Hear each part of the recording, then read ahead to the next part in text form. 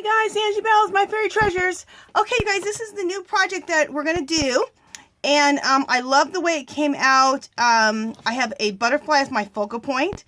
I got this butterfly from a Dollar Tree calendar, you guys, so this is fabulous. So we're going to start out with the background, how I created that. And it's a butterfly sitting on top of a stack of books. And I got the stack of books online. I Googled it and then printed that out. And so we're going to start out with doing the background first and building our way up like always. Let me just show you. I'm going to do the same techniques. It won't look exactly the same because it never can look exactly the same. Plus, I'm going to use the same stack of books.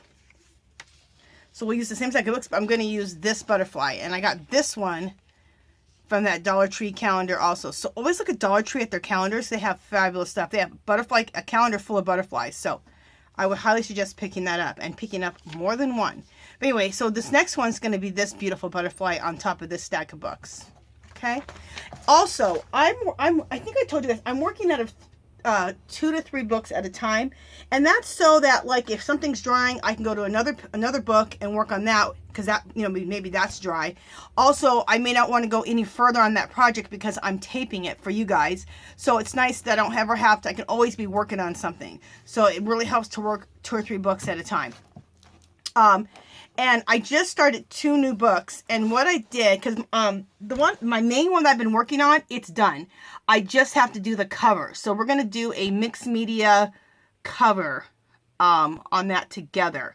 And I'll probably do that in the next few days. Okay. So I started 2 new books. I couldn't find books that were this large. I really like larger books to alter rather than using smaller books. And they need to be sewn. That way, if they're the books that are sewn into signatures, it's a stronger book. Okay, so so I couldn't find any at the thrift store the other day. So then I remembered I have these. What this is a sketchbook. I picked them up for $5 a piece. These sketchbooks at Michael's a couple years ago, and I've never sketched in them. I sketch all the time, but I sketch on loose paper a lot of times because then I like to make copies of it. So I don't really use these. So I'm turning my sketchbooks into altered books. So I have this one, and I have another book. Where's the other one? All right, I have another one that I did. Oh, I'll show it to you in a second. Because that's the one we're going to be working out of. So I just wanted to show you that. If you have some old sketchbooks that you haven't used, you can turn those into altered books for your mixed media. Okay, so this is what we're going for. So let me put this away so we can get started. And this is the other, let me take these clamps off. This is the other sketchbook that I'm altering into a mixed media book. So it's just a sketchbook. And again, just like we do in regular books with words and stuff on them, glue 2 pages together. And these books are sewn into signatures, so they'll be nice and sturdy. Okay, so let's open this up. This is another thing that I did, which I love how this turned out. This is something here in the next few days we'll be doing together. Isn't that pretty? I don't know if you can make that out right there. Yeah, it's a bird that I did some what do you call it? Through a stencil. I did some, this stuff. I use wall compound. That's why I can't think of the name of the stuff. I use wall compound through a stencil. And that's how I got that texture. And then I will show you how I did. Then I'll show you and I'll go through how I did this whole background. And I love it. Okay. But let's turn the page. Okay, so I don't need to glue these 2 pages together because that's already done. Because of the last project that I did. So let's just go ahead and let's put our wax paper in here.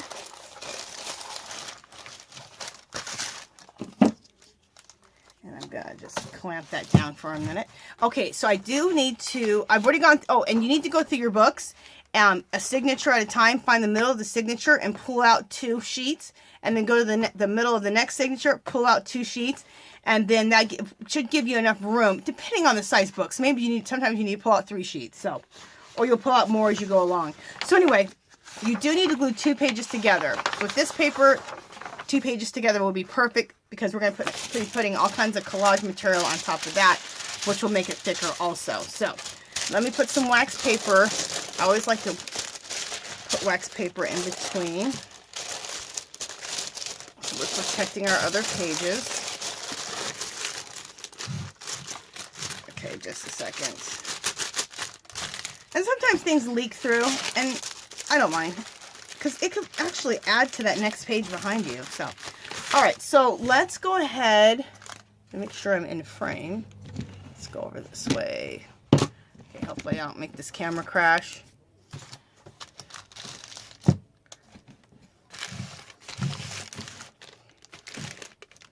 Okay. All right. This is a picture I had drawn, so we're just going to draw right over it. It was some little character thing I was working on, but I'm not doing that. So we'll be gluing our collage bits right over that, so that won't even matter. Okay, but before we start gluing the collage bits down, which is what we always start with, I'm going to glue 2 pages together. So we got to do that first.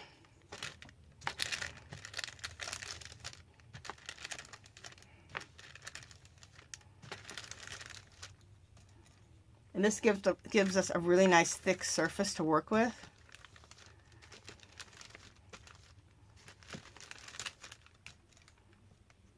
It really thickens up the paper when you put 2 together. Then you do collage bits on top of that. Then you got a really nice thick surface to work on. So it's all good. But I'm gonna just hit thrift stores, because I want to find some books that I can alter that are this size, that have signatures. That's the problem, is most of the ones that are this big, when I went to my thrift store recently, they weren't big books with signatures. They were bound kind of the new way of how they bind books today together. So you're kind of looking for older books, because a lot of the books today that they make they don't bind them in signatures and sew them. I don't know how they bind them, but so anyway, I'll be on the search for some larger books that are sewn with signatures.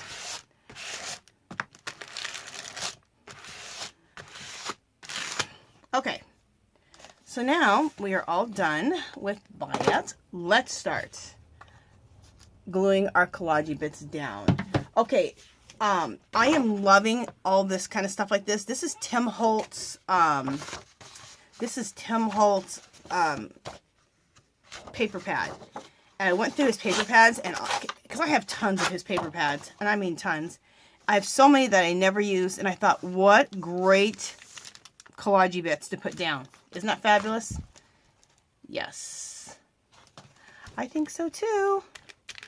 So, and I'm really digging laying the larger collage bits down rather than so many small pieces. I still lay down a bunch of small pieces too, but this is kind of cool. And the thing I want to make sure is that that I leave a little room right there so that it can close. And we'll put some of our Mod Podge. I make a homemade Mod Podge, you guys, out of Elmer's glue with in a tub about this big, okay? And then I throw in about 8 squirts of a clear acrylic matte coating, and it makes it so it's more of a matte finish. So it kind of makes it more like a matte medium. So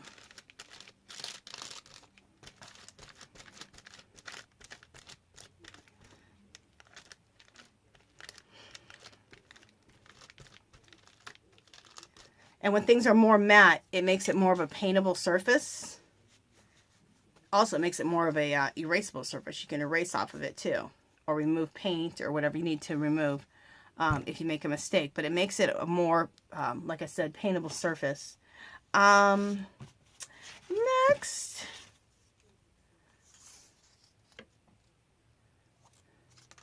you know what I want to do? I'm going to put this here. You guys are like, what are you going to do? You know what I'm going to do? You're like, no. I'm going to put this. This is from that Tim Holtz pad. I love it.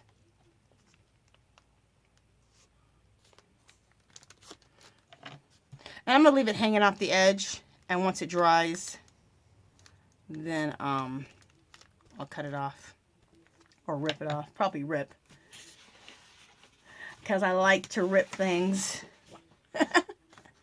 Okay, I'm going to put this down. This is another Tim Holtz piece, which I just love.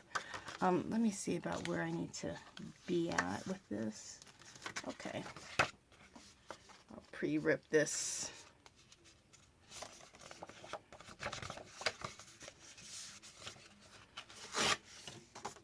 Okay.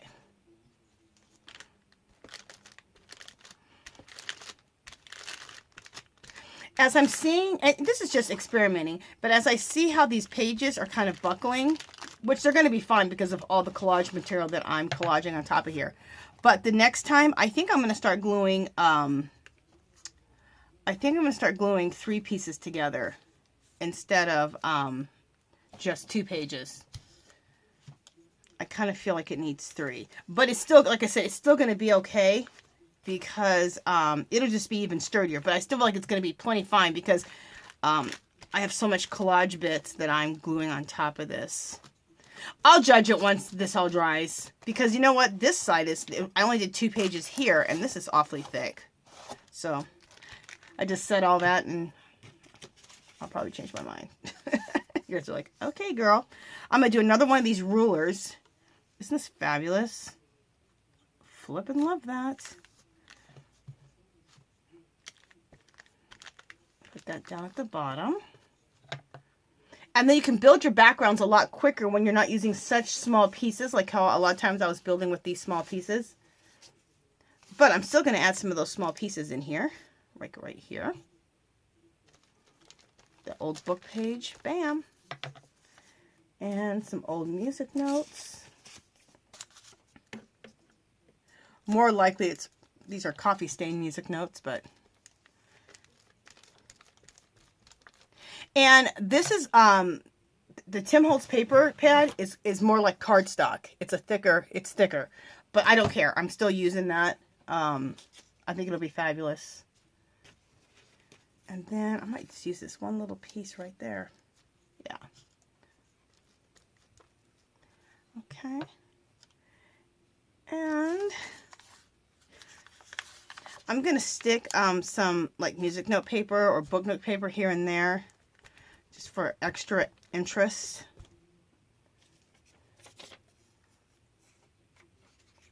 Like right here, I'm going to add this book note pages right here. And I might add some music note paper just like right there.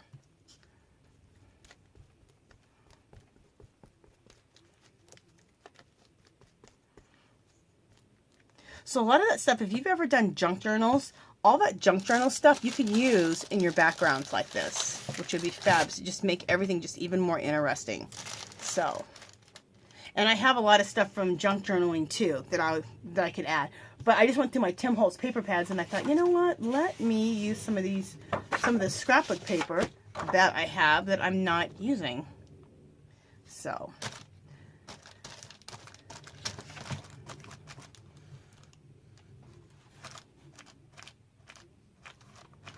Idea of something I want to put down. But I am liking throwing down bigger pieces of paper at a time. Because you can get your background down a lot faster. I'm just looking for an old dictionary. There it is. Just a second.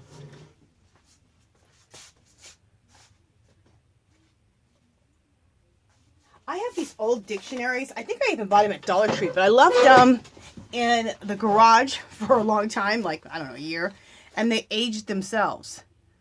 And this one even has maybe a little bit of mold growing on the pages. But anyway, they're fabulous. Look at that. So it's nice and aged naturally. You can pick up these little cheapy ones at Dollar Tree. Throw them in your, I've said this before. I'm going to put the whole page down. Throw them in your garage. Let them go through a summer. Let them go through a summer, through a winter. And it's just, paper will just, of course, on its own, will start yellowing out. So, or you could kind of wet it, like wet a bunch of pages and just throw it outside, and especially in the summer, and I've done that too, and it'll age your paper out really nicely. Then you could always coffee stain it, which is another way to age your paper. Coffee staining is awesome. Coffee stain it, and then, so dip it in coffee. I like dipping in coffee better than tea, but you can do what you want. But I dip it in coffee and then bake it on like 250 in the oven, and it'll really brown it out nice. You'll end up some really nice aged look and some real nice coffee stains. It's cool.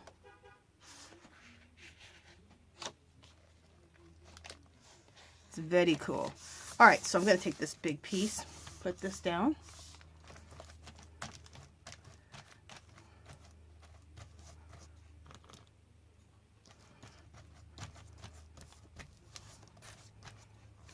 This is another really cool Tim Holtz piece that I love.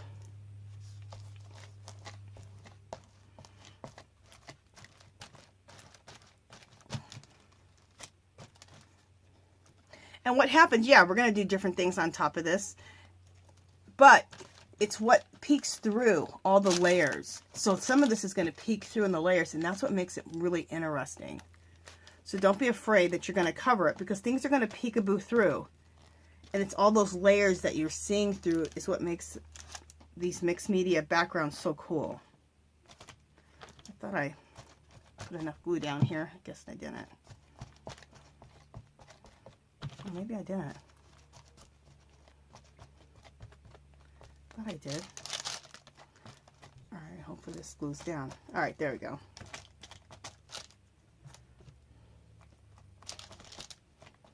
Thought I threw enough glue down there. Anyway. Alright, let's keep going. I'm going to throw this little piece in here. Make sure there's enough glue down here.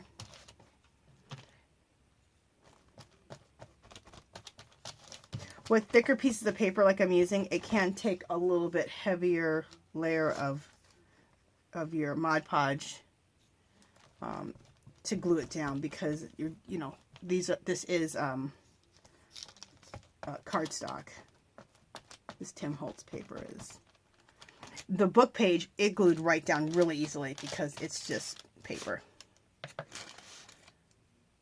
Then I have this. What is this? This is just an old book, and it says the Twilight Zone, so I guess it's an old Twilight Zone book. Anyway, I'm going to use like half a piece of this, like that. I'm going to put that down, and I'm also going to rip this edge here off, and rip this off, and rip that. I'll rip it unevenly. Perfect. And we'll just put that like right here. Okay.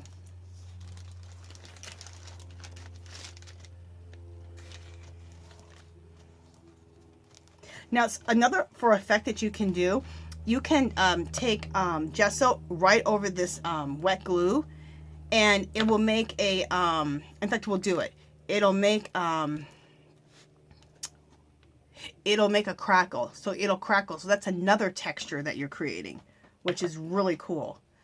I like it to be as light as possible at the same time, because I like to really I like to keep my gesso really light so that you can still see the layers through it. So not too heavy on the gesso.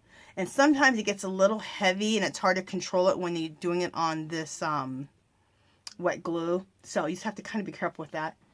If you're really concerned about really, you know, just depends on how much you want to see through your layers.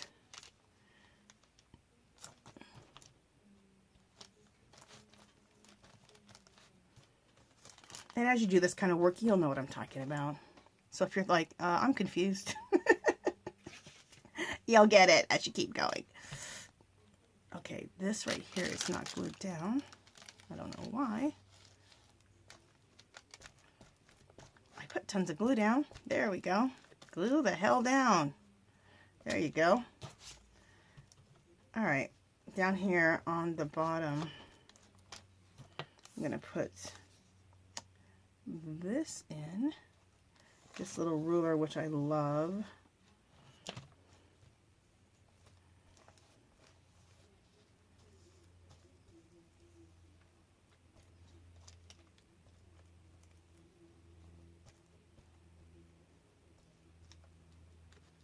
Okay.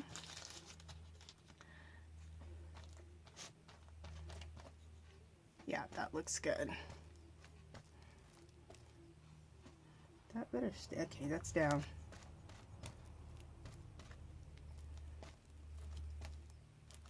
There we go.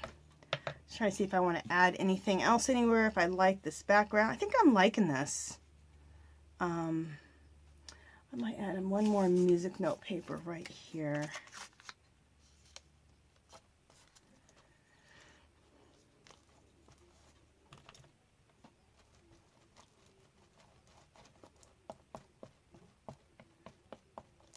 Yeah, I like this. I think this looks good. Am I going to add another music note paper right there? Yes, I am.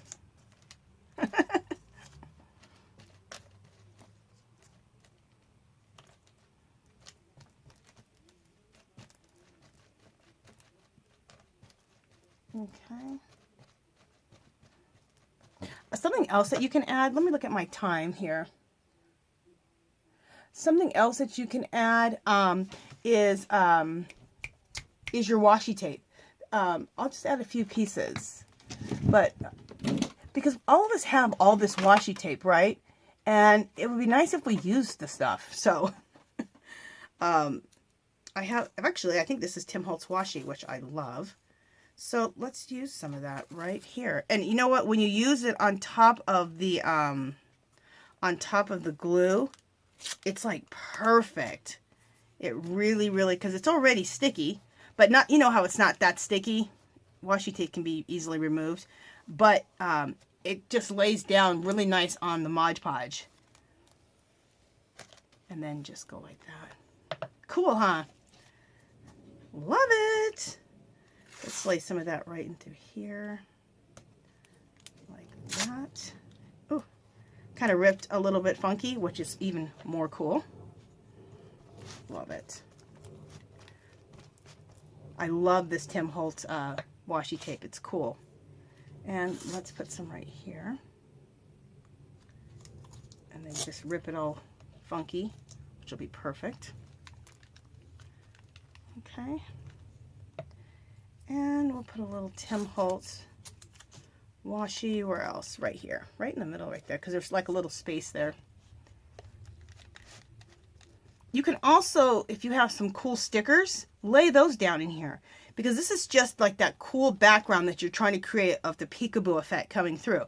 So if you have some cool stickers that you think would be really neat and it matches what you're doing, add those. Love that. All right, how are we doing on time? Okay, we're about to cut off the next 5 minutes, but let me just see if there's any other washi that I want to use. Here's some more Tim Holtz washi, which I think is really cool. What is it? I don't know what it is, but it looks vintage. And we love vintage. At least I do.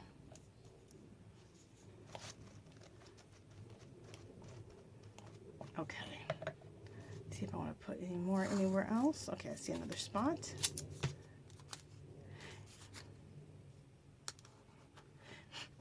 The washi can kind of fill in your blank spots that you have going on. Do I see anywhere? I see another little spot I want to put some. Ooh.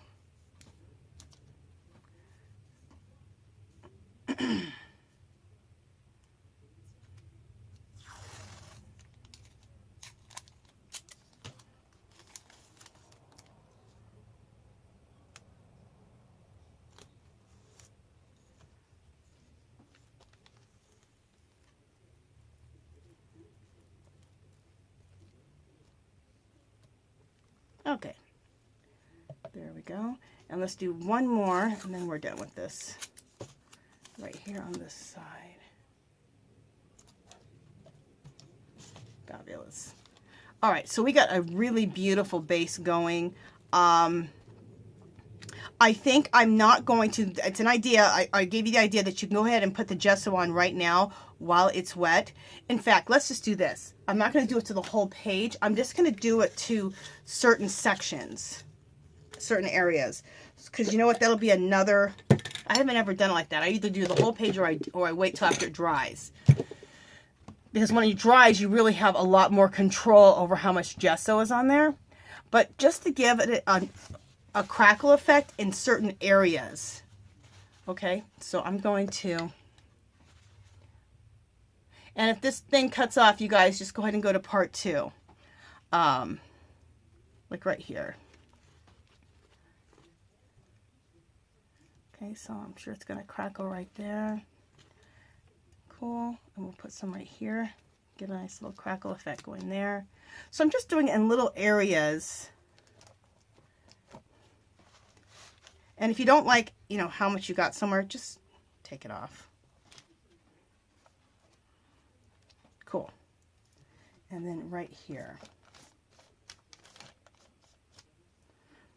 So those are going to be little crackle.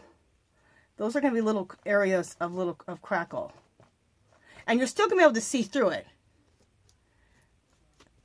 But it'll be another texture layer. Because we're looking for layers and texture, which is going to look really cool when it all dries. Okay, so we're done with part 1. Head over to part 2. By the time you get to part 2, of course, this will be dried and we will continue on. Okay, see you guys in part 2. Bye.